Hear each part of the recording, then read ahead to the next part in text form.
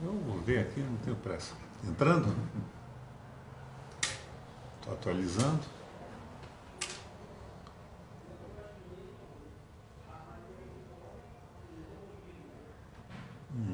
Nada aqui. Tá entrando? Não aqui.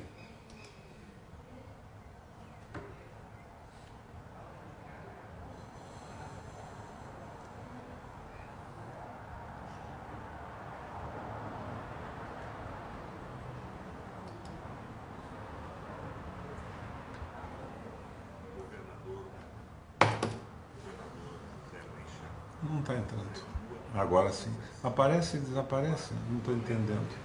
Aqui está. Aham.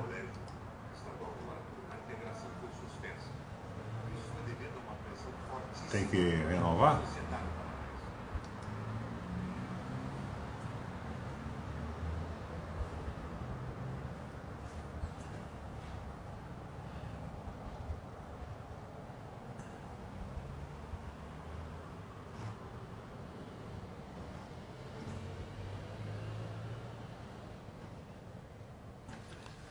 No ar? Minha gente, a ideia é comentar essa famosa PEC 241, que agora no Senado leva o número de PEC 55. É uma proposta de paralisação da economia do Brasil e fica muito claro que para tudo, para os programas sociais, para os programas de investimento público, mas esta economia toda é dirigida para o pagamento de juros da dívida pública. Esses juros da dívida pública seguem a evolução da taxa referencial, fixada pelo Copom, a taxa Selic, que é fixada sobre a administração da banca, a banca que controla inclusive o Banco Central. E esses juros são os mais altos do mundo. Hoje no Brasil são cerca de 14% ao ano, enquanto que 14% significa 6,8% de juro real, né? O resto é contabilização da inflação. E o segundo juro mais alto do mundo é o da Rússia, de 2,8%. Então, fixado pelos bancos, esse aperto todo é para favorecer os rentistas e os bancos brasileiros. Essa PEC 241, bolada pelo Meirelles e muito provavelmente por alguns assessores conhecidos do nosso Michel Temer, eu estou tentando fazer funcionar aqui no meu computador ao lado para ler os comentários, mas não está dando muito certo. Vamos ver. Bom, os assessores, a meu ver, o Temer está sendo influenciado pelo Denis Rosenfield e pelo Marcos Lisboa, que tem uma visão liberal da economia. É a revogação das ideias do New Deal, por exemplo.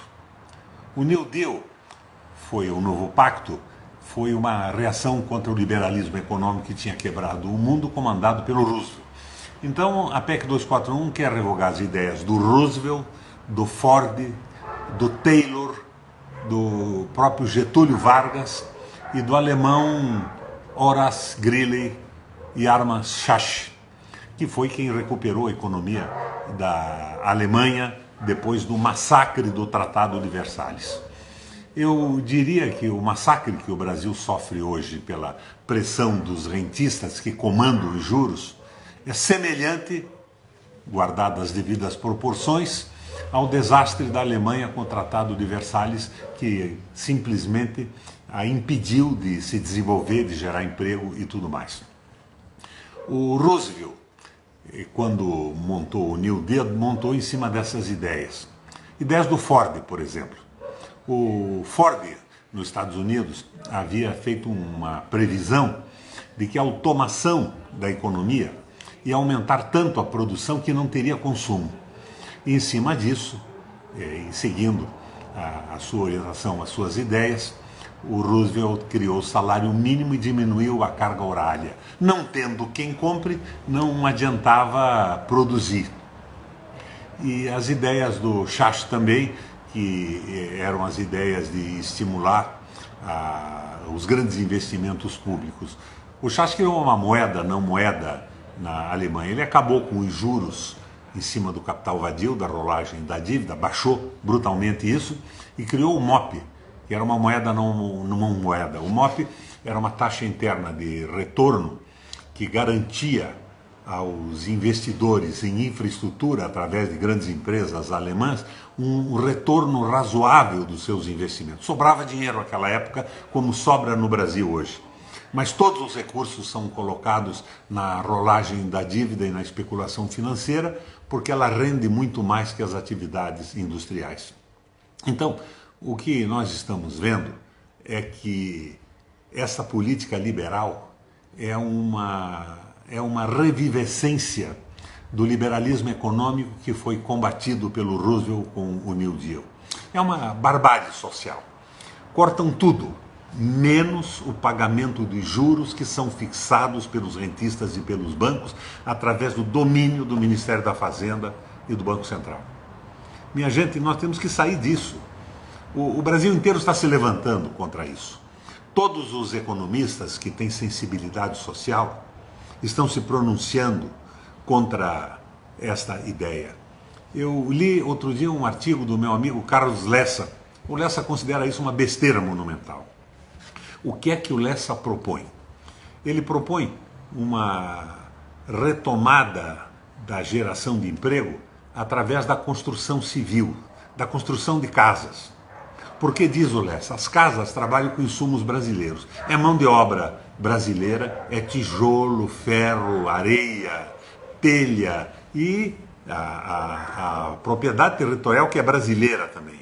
E ela tem uma velocidade muito grande na absorção de mão de obra e viabiliza um dos desejos básicos de qualquer família, que é a casa própria.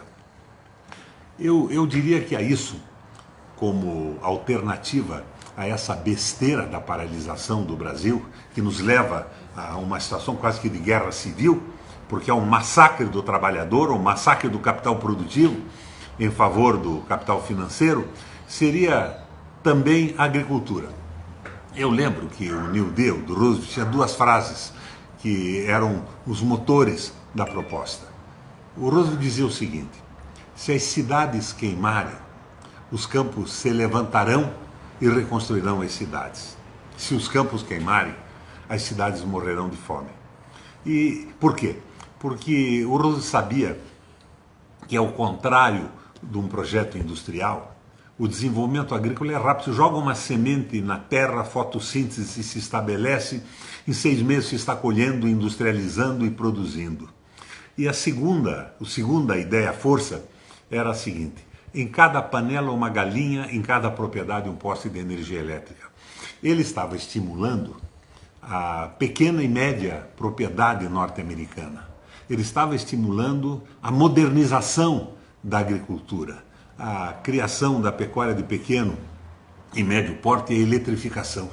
A eletrificação que viabilizava um triturador de grãos para a produção, um triturador de forragem para a produção da ração dos animais, os animais que podiam viabilizar a proteína necessária para a população norte-americana, e o poste de energia elétrica era, então, a modernização. Ele contava com a velocidade da produção agrícola e a produção de alimentos e a rápida absorção de mão de obra. Ao lado dessa ideia do Lessa de estimular a construção de casas, a construção civil no Brasil pela rapidez, eu acrescentaria o estímulo à agricultura pela sua resposta extremamente rápida. Naquela crise provocada pelo liberalismo, os Estados Unidos transformou seus campos em milharais. E o milho foi, pela indústria química, pela inteligência norte-americana, transformado em 900 mil subprodutos, e até hoje a base da alimentação americana, os matinais, são a base de milho. Isto devolveu aos Estados Unidos a esperança. É bem verdade que foi depois a produção de guerra que viabilizou o crescimento definitivo da indústria norte-americana. Mas é alargada no curto prazo. Nós precisamos devolver a esperança e a expectativa. Porque o que estamos interessados com esta brincadeira do congelamento da PEC 241/55? Eles estão pensando que os capitais do mundo inteiro vêm para o Brasil, acabam com a ideia de Estado soberano e nós nos transformamos num país globalizado, dessa ideia, provavelmente, do governo global na mão da polícia do mundo, que é os Estados Unidos. É uma tolice isso. O mundo inteiro está em dificuldades. Vocês estão vendo que a globalização é um sonho. É o meu, é o sonho da paz total, é o meu, é o seu, mas não a globalização na mão de um país e na mão da prevalência absoluta do capital financeiro sobre o trabalho, o emprego e a felicidade das pessoas. Isso é uma bobagem. Então, o meu comentário hoje é nessa linha. A PEC 241, desculpa, meu telefone está batendo aqui, Antônio Richeto, eu vou desligar e conversar com ele depois. A PEC 241 está tendo uma reação brutal da sociedade brasileira. A CNBB lança um manifesto, um comunicado nessa linha. Ela mostra que a PEC corta tudo, mas privilegia o rentismo, o capital, os donos da dívida, que são um número pequeno de brasileiros e de bancos que detêm uma lucratividade espetacular. O Brasil, junto com a Estônia, são os países do mundo, e só os dois, que não tributam lucros de capital. Então nós estamos nos transformando num paraíso fiscal, num prostíbulo do mundo a serviço do capital financeiro. Minha gente, são essas considerações que eu queria fazer. Nós temos que nos unir contra essa ideia boba da PEC 241/55. 55 porque é o número que ela toma no Senado hoje. É uma proposta de Estado mínimo, de liberalismo econômico, de revogação das ideias do Roosevelt, do Ford, do Taylor, do Chastre e do Getúlio Vargas. Em 1936, o Roosevelt fez uma declaração impressionante. Ele disse: é preciso que lembrem-se todos que o New Deal, que é um novo pacto, é uma criação minha e do presidente brasileiro Getúlio Vargas. O Getúlio criou aqui as leis sociais, estabeleceu a CLT, o salário mínimo, e o Roosevelt, nos Estados Unidos, fez o controle de preços, estabeleceu a Seguridade Social, o seguro para pessoas de mais de 65 anos, diminuiu a carga horária, seguindo aquelas ideias desses economistas que eu citei. O Chastre, alemão, o Taylor, o Ford e uma equipe de economistas que trabalhou nessa reação pesada e forte às ideias do liberalismo econômico que tinha anarquizado a economia norte-americana e colocado o mundo em crise. Será que o Temer, nessa inocência econômica, sem informação maior, influenciado por uma assessoria de péssima categoria, em cima desse idealismo bobo do domínio do capital, se colocando de uma forma superior ao trabalho, aos direitos sociais, vai nos levar a uma guerra civil? Cabe a todos nós, daqui para frente, com muita energia e muita decisão, nos opormos a essa besteira, a esse monumental equívoco que pode nos levar a uma tragédia absoluta. Eram as considerações que eu faria nesta manhã para vocês aqui. E eu gostaria que vocês se expressassem por comentários. O FaceTime permite esse diálogo e eu me comprometo a responder posteriormente tudo que vocês tiverem levantado. Vamos levar esse diálogo para frente e que este diálogo se transforme numa corrente de resistência a esta bobagem que alguns nefelibatas irresponsáveis, interesseiros, insensíveis pretendem trazer ao nosso Brasil. Valeu, minha gente. Até uma outra oportunidade.